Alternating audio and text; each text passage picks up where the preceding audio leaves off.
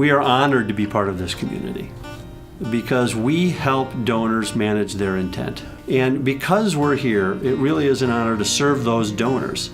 The most important thing we do is connect donors to causes they care about. And we're here no matter what cause you want to believe in or what cause you want to support.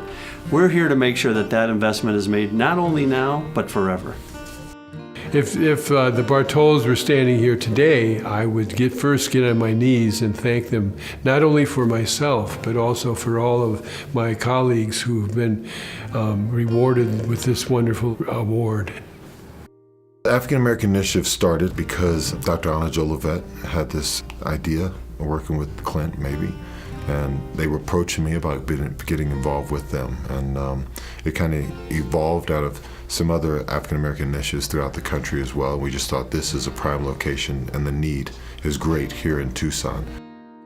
Some of the feedback we got as far as the needs in the African American community was education. They really wanted to focus on education, and that's what we tried to focus on.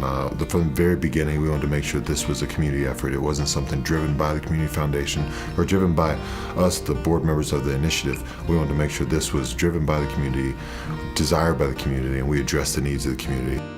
The history of the Women's Foundation started in the early 90s. We were founded by two extraordinary women, Melody Robidoux and Harriet Silverman.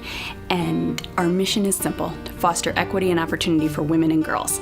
Over the years, an extraordinary group of loyal donors and supporters, men and women dedicated to improving the lives of women and girls, have helped this Women's Foundation grow to what we are today. I've been a leader of and a participant in one of the funds in the Community Foundation called the Alliance Fund. It's an LGBT straight alliance fund, which is lesbian, gay, bisexual, and transgender fund. We have some of the same goals as the Community Foundation does to make our community better, and using your own phrase, now and forever. I've been extremely pleased with the rate of donors has been pretty consistent, in fact has grown, and so we've been able each year to increase the number of grants and the size of the grants.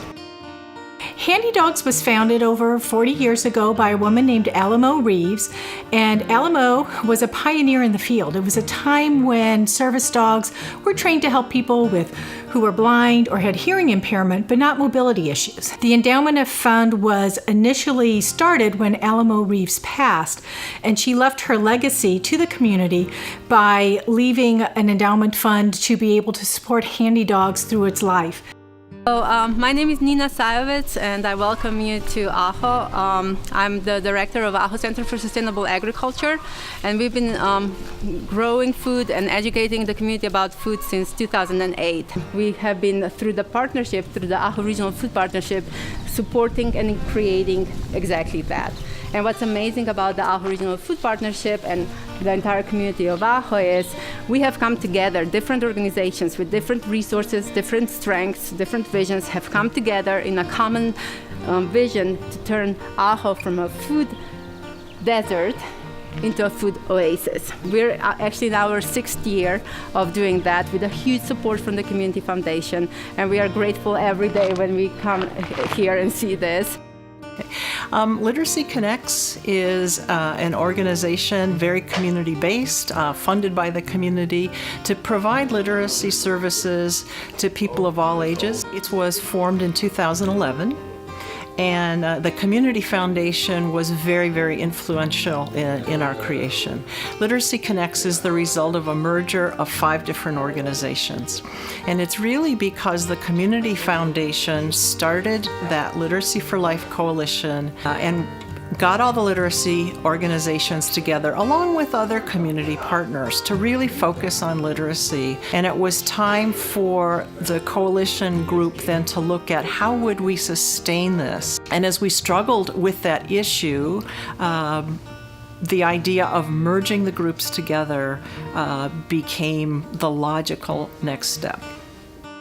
So Jim and Nancy, I told you this in person, and I'm truly grateful for the scholarship that you granted me.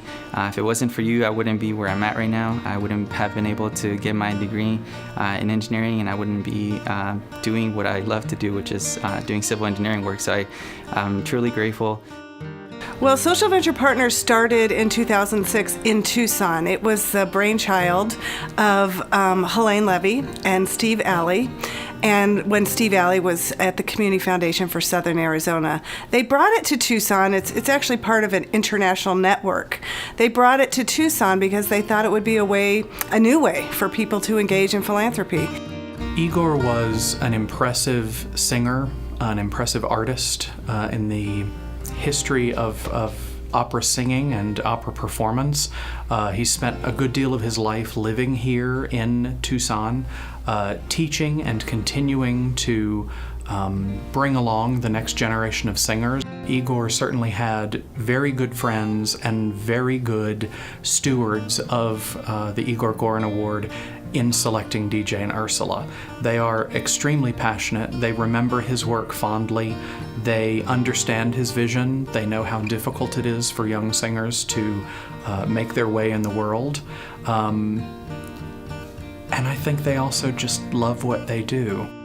The Elder Alliance wanted to really try to create a movement of collective impact where the agencies, different organizations work together towards some common goals to help make Tucson and the greater metro area a great place to grow old. The Community Foundation for Southern Arizona provided the funding to get the Elder Alliance started. And they have been the main supporter of the efforts for community mobilizations. And that's given us a mechanism to be able to hear the voice of older adults and really identify some of the key issues that older adults in their communities are concerned about. And I don't think that would have happened without the support of the Community Foundation. Well, I've known and worked with the Community Foundation for many years, from its very beginning, but I more recently got very involved. When I say recently, I mean 4 years ago. And that was after the tragic shooting on January 8th, 2011, when myself and 18 others were shot. People all over our community wanted to do something. And my belief is that the Community Foundation was central to that unity of purpose, that compassionate outpouring that we had. It became the umbrella for at least 4, maybe even 5 organizations that were associated with the post-shooting response. Our organization, the Fund for Civility, Respect and Understanding, the Christina Taylor Green Foundation, the group that was brought together to disperse funds to the victims and survivors. The Community Foundation was there, was solid, and really was instrumental in helping this community respond in the way it did.